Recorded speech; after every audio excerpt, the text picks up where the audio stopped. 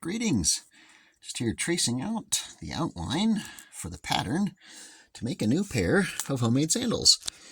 And I've shown you my homemade kicks before. Every time I go to Fort Rock, I always wear my homemade sandals because Fort Rock is where the oldest homemade sandals or shoes in the world were found, the Fort Rock sandals, 10,000 years old, the ultimate DIY. And so as a tribute to the original and ultimate DIYers, I always wear my little homemade sandals out there, but they're getting a bit worn out. And part of the problem is I've been doing a lot of running with increasing distance over the last year and a half, and I think my feet have gotten bigger as a result.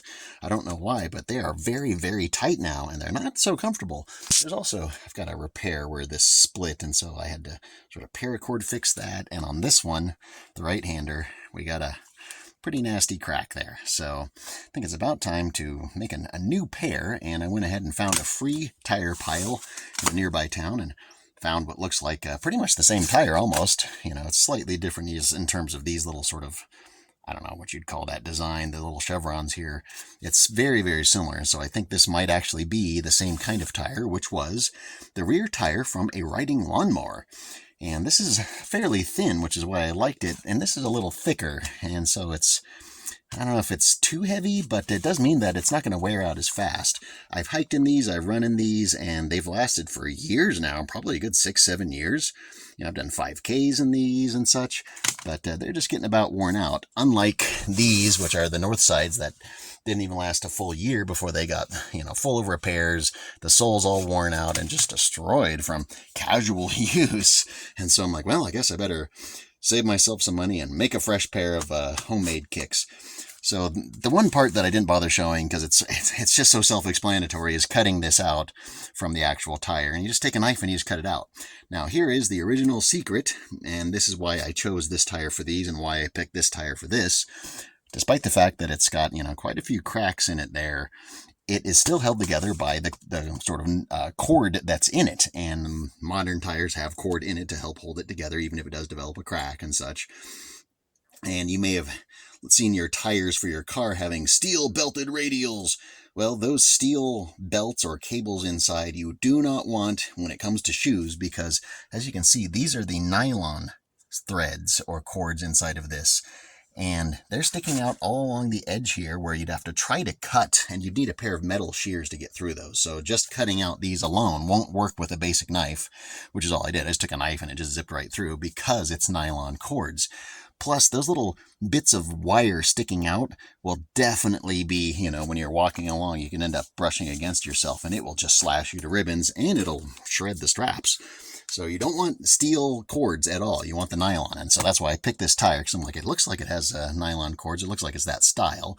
So I just basically traced out just a little bit around the outside, and I've got the same one here for the right-hander. And it's this tire was not quite wide enough. It's just barely there. I think it'll work. This tire actually had a little wider of a tread, but I'm going to see if I can't make these work. But they are pretty darn thick and heavy. We'll see what happens, though.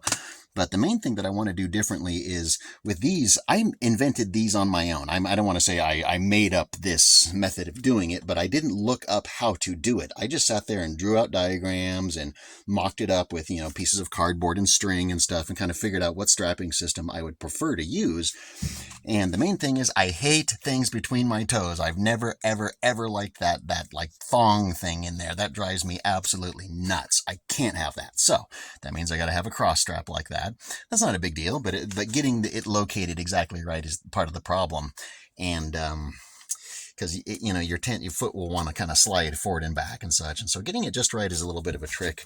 And one thing that I didn't do correctly was I made a round hole for this slot, and so that bunching up right there rubs. And it rubs and rubs and rubs, and the same thing here. And I'm thinking what I'll do is actually take something flat and make a slot for the strap to go through so that it is flat all the way down to the edge, and then it does its twisting and bunching underneath and then back around. And one of the things I did was sort of melt where it comes around so it's a little more sturdy and doesn't fray quite as readily, because you are stepping on, here, where the straps come through.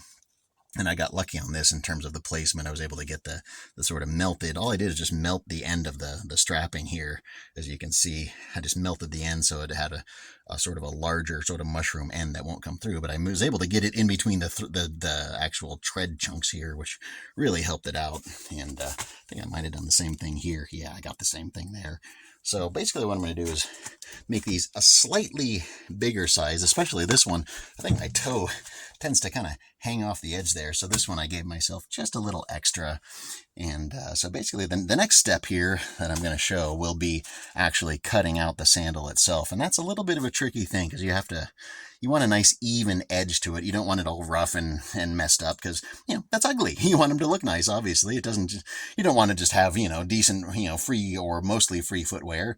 You want it to look nice too. And I've actually gotten compliments on these. I was at REI just trying out sleeping pads and the lady goes, "Oh, those are nice Tevas. I like your Tevas." I'm like, "My what?" "Your sandals." I'm like, "Those aren't Tevas. I made those myself." She's, "Oh, wow, you did though? Those are so nice." Wow. I'm like, "Well, I mean, I don't know how nice they are, but they're pretty basic." The one thing that I want to do differently also is the location of the heel strap. It's a permanent heel strap, as you can see here. It's permanent. And this is a little bit too far forward. I want to go back just a little.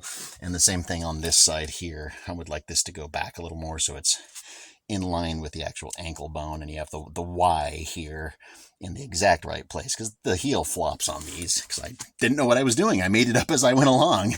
I had these straps laying around for sleeping bag use. They're supposed to be sleeping bag straps. They're like $2, $2.50 at the store, and I do have an extra set that I had on a previous pair of sandals. I think I showed you the old soles that I had hanging around. These were the straps that I tried to make a similar pair out of modern soles. And those might be long enough, but just in case, I went ahead and spent $2.50 on a thing of a couple of straps. So these are the original version of what I used to make these, and what these were originally for. They were just utility straps. And so just in case, I have a second pair. So they're not completely free homemade sandals, but they're only $2.50 if I end up using those straps at all. And I'm not going to take these apart or sacrifice them. I'm going to leave these intact. So that means I do need an extra bit of strapping. These might not be enough to also do the heel strap. So we'll see. I might have to get into these brand new ones, but we'll see. The main thing is getting the placement correct. And so that's kind of the big thing, is getting the placement of all the different things correct. And, making the slot in there that I'm planning on making is going to require, I'm thinking I might have to sacrifice a butter knife because I have a butter knife that's exactly the same width. And I'm like, well, if I get that red hot, it should just slide right through this rubber and make a nice little slot. Without actually cutting a slot into it. You don't want to cut the slot because that'll leave potentially little itty bitty little cracks and creases where it can end up, splitting and coming apart. And I've already had that problem with here where it's split and I had to repair with paracord. So we're at the initial stages here. I got my chunks of rubber ready to go, and I've got my soles traced out. And so the next step is cutting them out. And I'll see if I can't somehow set the camera up in a way that we can actually show part of that, or maybe I'll just time-lapse it. But we are ready to commence the making of a new pair of homemade sandals. Well, I think it's about time to give it a shot of cutting these out. And that's a pretty straightforward process. Just grab the old knife and start cutting. One of the things I would have preferred to have is actually like a box cutter. And this is a little dirty itself here. I haven't sharpened this in a while, so we'll see how it does. It seems like it's sharp enough, and the Mora blades tend to stay sharp for a little longer than you really think. But in case this doesn't work, I found this on the road, and so I've got this little Kershaw mini knife that actually had someone in a backpacking party take this as their survival knife. So I was like, it's a viable knife. We cleaned fish with it. It worked great. It was a surprisingly good little knife for being tiny, but, sometimes you need something a little smaller because it's easier to control for fine work. So we'll see how it does here, but time to get cutting. We got them traced out, obviously. I don't know if you can actually make that out. There's the line where I kind of rough traced it out, but what I'm going to do is sort of use it sort of like a pen, as you can see the way I'm kind of holding it here, and try and trace along just at first and try to at least get a starter sort of groove cut in here.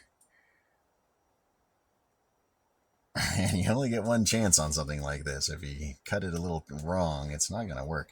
This is not cutting as deeply as I want it to here. I can see it's just not really cutting into here, so this is not sharp enough. Okay, so that's good to know. It's not really that sharp, so you got to push a little harder. Should have sharpened it. What are you going to do? It's sharp enough. I'm just trying to not cut myself holding the knife like this. And I just want to go really carefully. I don't want to make a mistake because I don't have another tire on hand to just start all over with.